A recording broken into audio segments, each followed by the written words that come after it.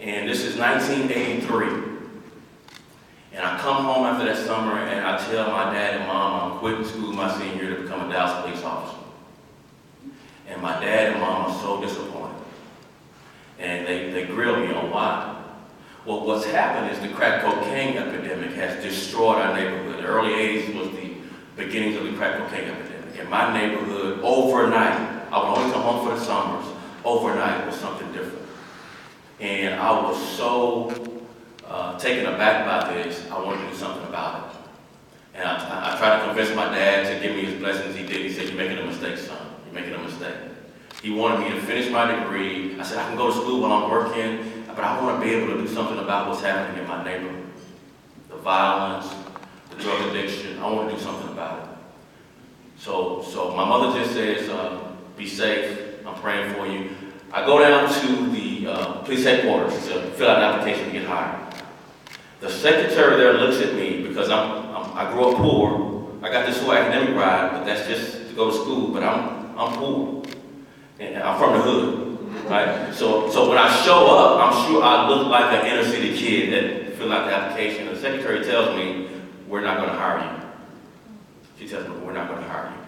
I fill out the application anyway, and I was determined to be hired. I get hired, and my first beat is my old neighborhood.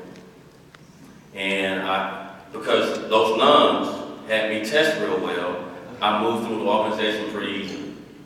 Where I make sergeant pretty quickly, I make lieutenant pretty quickly, I make deputy chief pretty quickly. I'm second in command of the department for 6 years prior to becoming chief. And I'm the longest serving chief since the 1940s, when I retired, with the lowest crime rates of any chief in the city's history, and the lowest murder rate since 1930.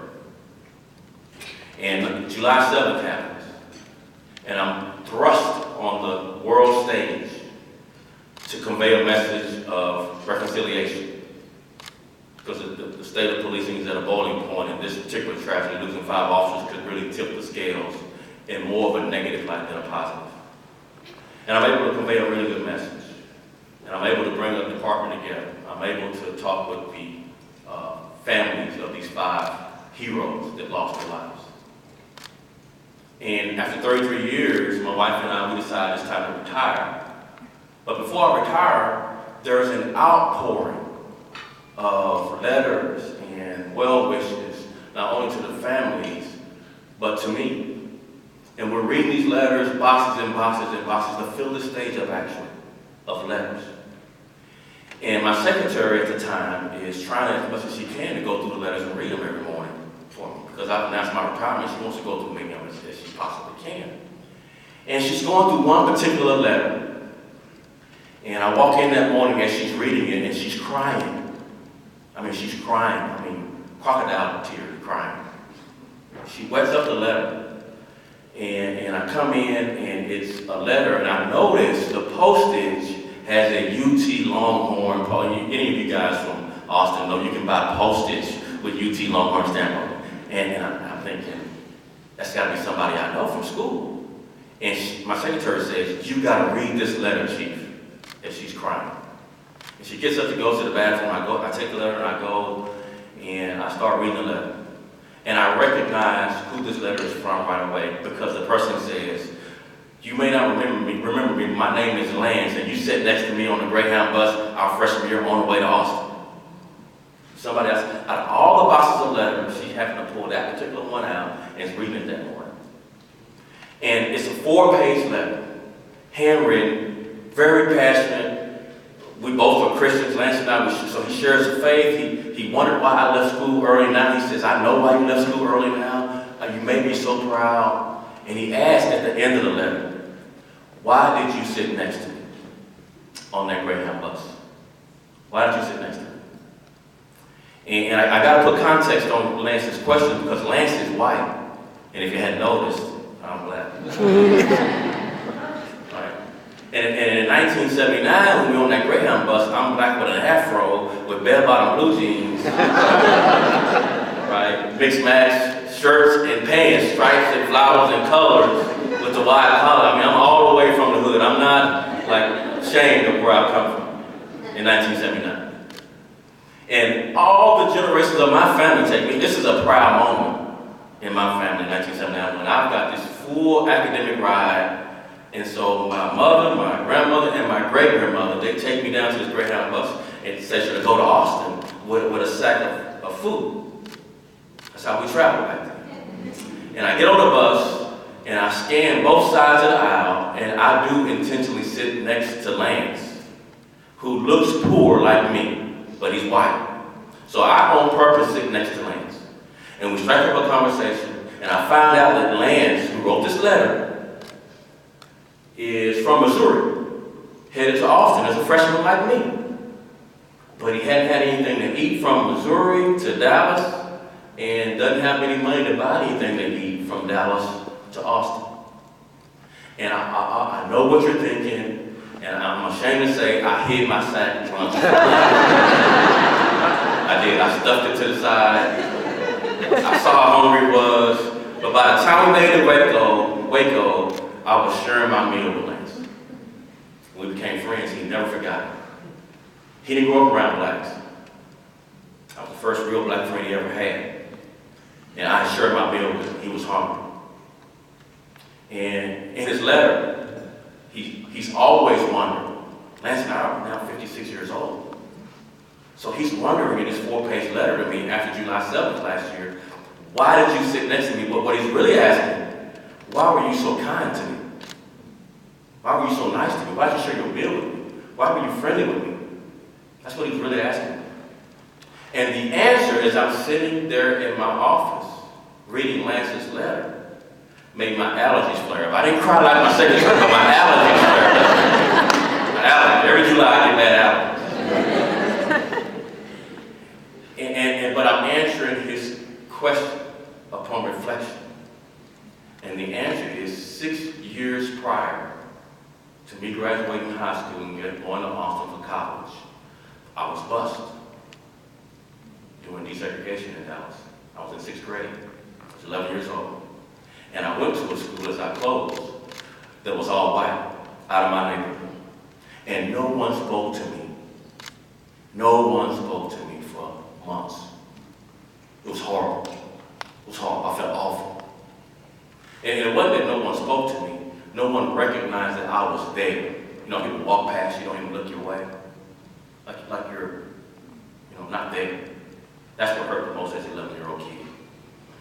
Until one day I'm leaving school, I'm headed toward the bus to take me back home, and another 11-year-old white kid that's one of the most popular kids in school invites me home for dinner.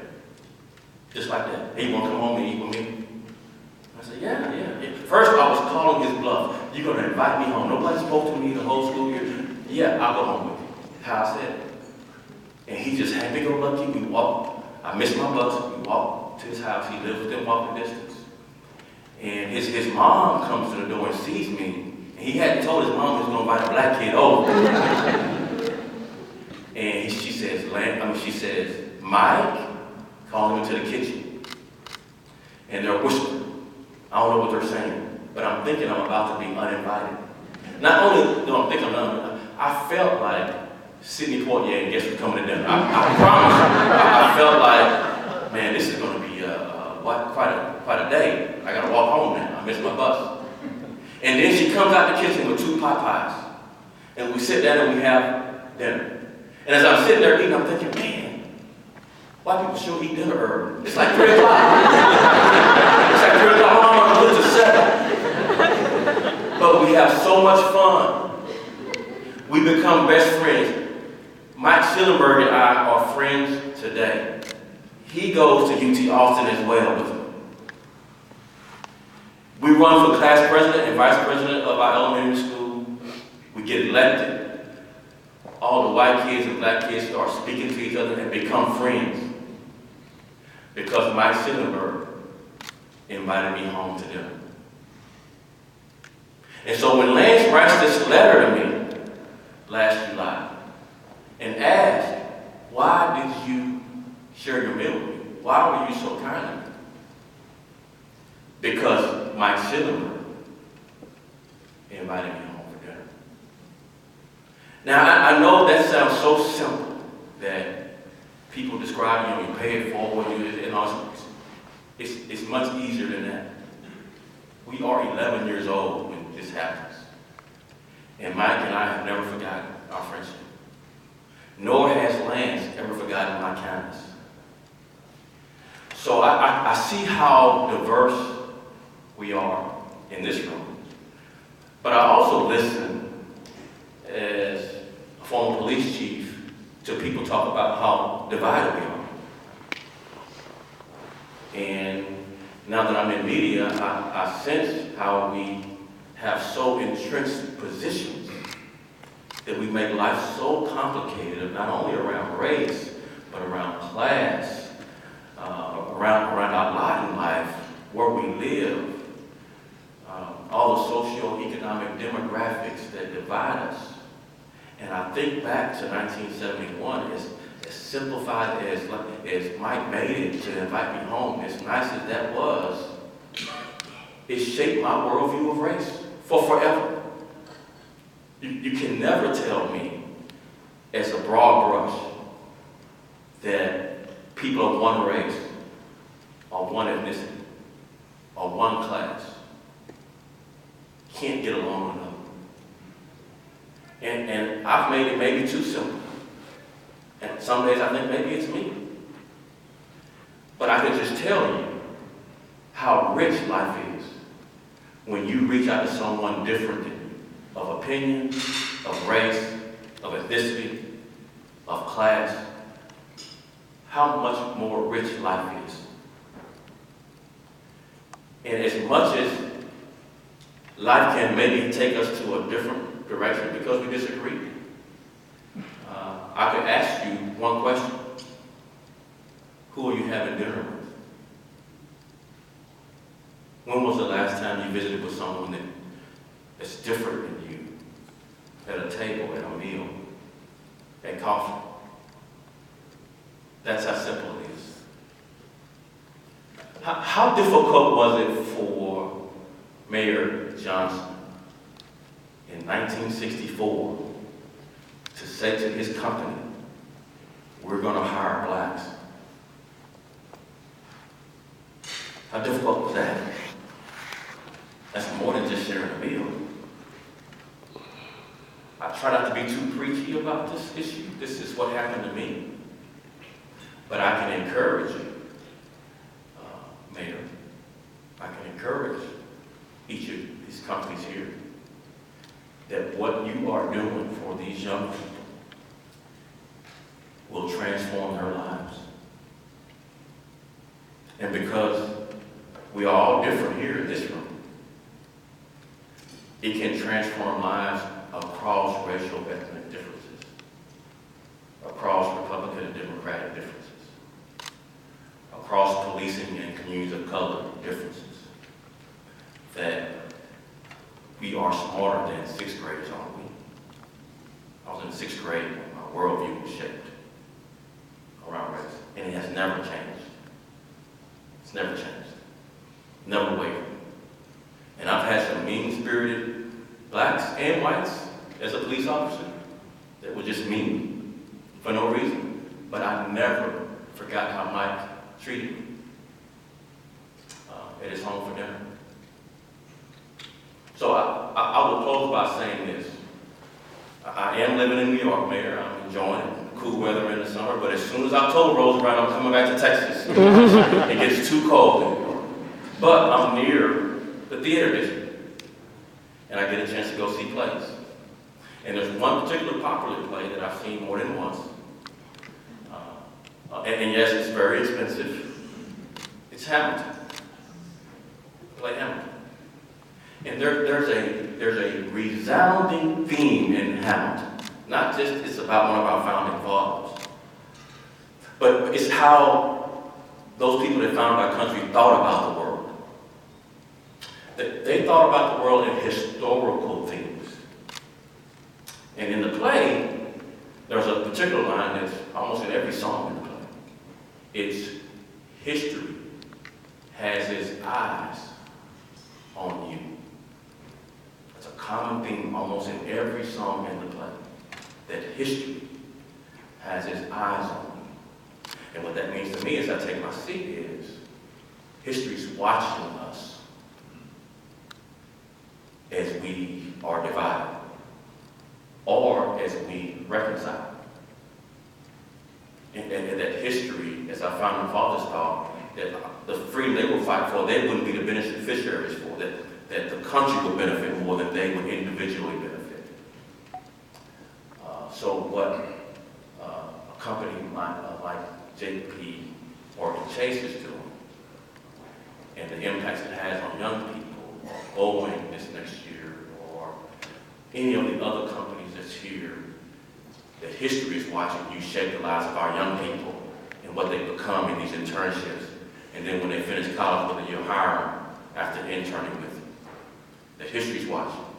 Or that history's watching these young people with these chances, these opportunities, and don't blow them with drugs and hanging out and not working hard. Or partying too much in school. That history's watching.